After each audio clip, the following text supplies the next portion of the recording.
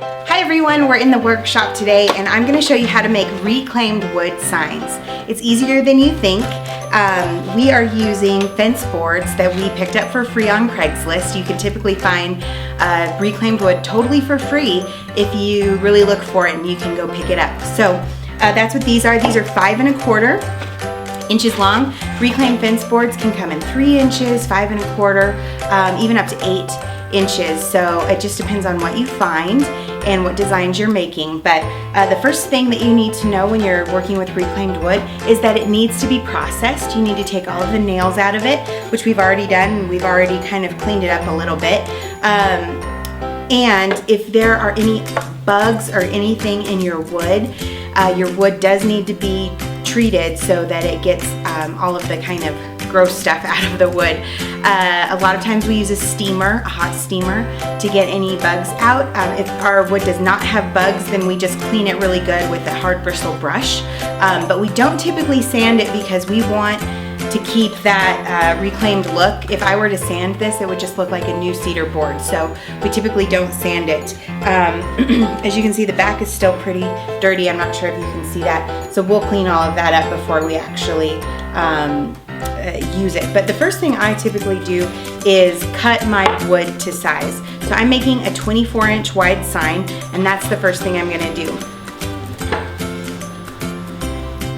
I always recommend using a mask when you are working with reclaimed wood, just because there are a lot of impurities in the wood and dirt and stuff, and you don't want that getting in your lungs.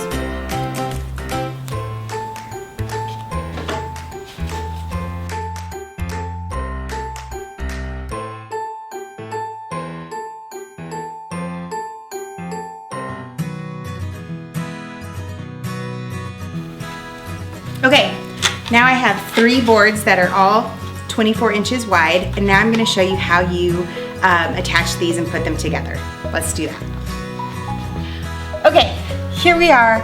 We have our 3 boards, and I've put them face down. So what I'm looking at is the back here. And the way that we attach the boards together is with another board, actually a few boards.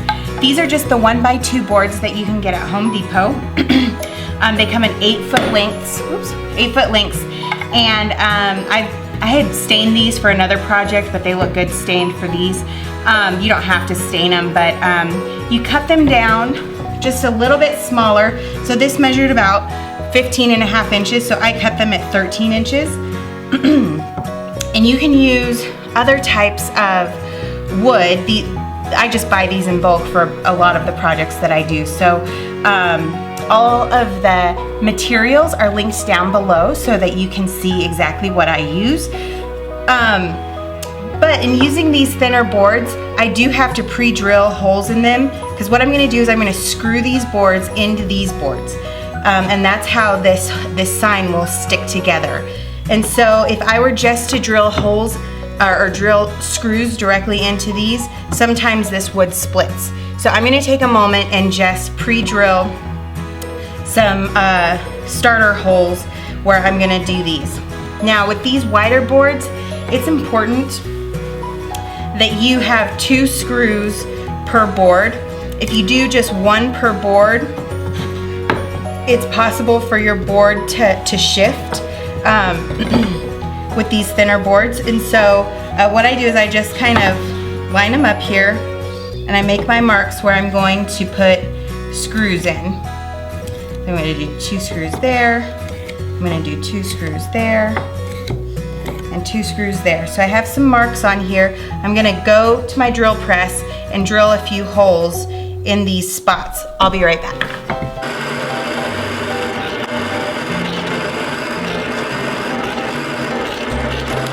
So now my boards have these little holes drilled into them, so my screws will go in really quickly and not split this wood.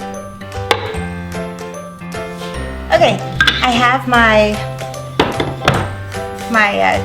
boards that I'm going to join this with pre-drilled. And it helps if you have a straight edge that you can line your board up next to. I've just clamped a board onto my work table. And the reason is when you are drilling the screws down, the boards have a tendency to want to turn, and so this just helps you make sure that you keep them aligned. The screws I'm using are 1 1/4 inches, and the reason I picked those is, and the way you can tell which screws you need, you put your 2 boards next to each other and you put your screw next to it to make sure it's not going to go all the way through, but you want it to go pretty far into both boards. So this was the screw that was right for the boards that I'm working with. So I'm going to use 6 screws in each board, and I line it up. This is important. I use wood glue on the back here because screws have a tendency to work themselves out of wood, and this will just help you ensure. I just do a thin little strip there. It doesn't even come out of the sides, but this will ensure that your board will last a long time. So I'm using my screwdriver here, and I am just going to start putting these screws in.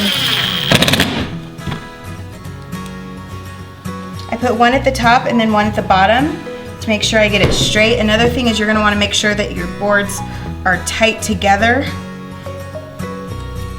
before you screw this one in the bottom.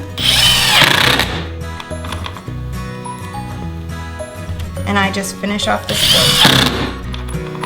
All the while, each screw I do, I make sure that I am still lined up with my board and that it didn't turn.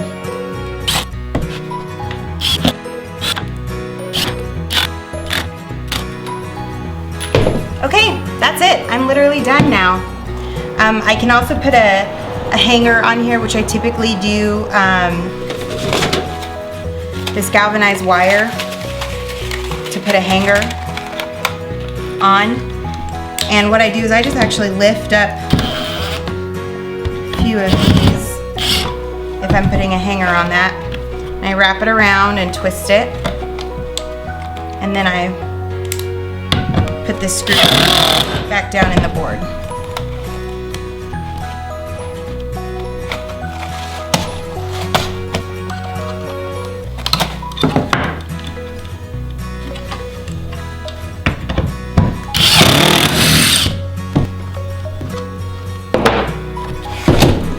Okay, now I have a sign that I can lay a stencil down on and paint.